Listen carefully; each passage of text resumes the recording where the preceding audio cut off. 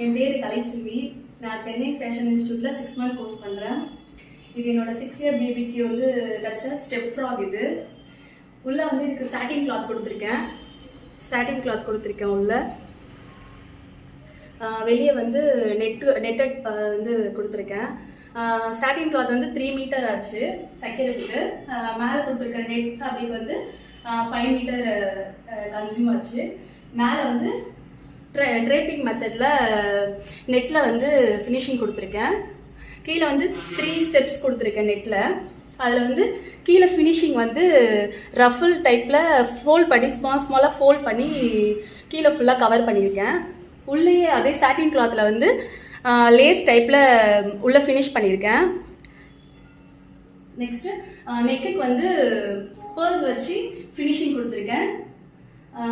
இது எங்கள் பாப்பாவுக்கு ரொம்ப அழகாக இருந்தது. தேங்க்யூ.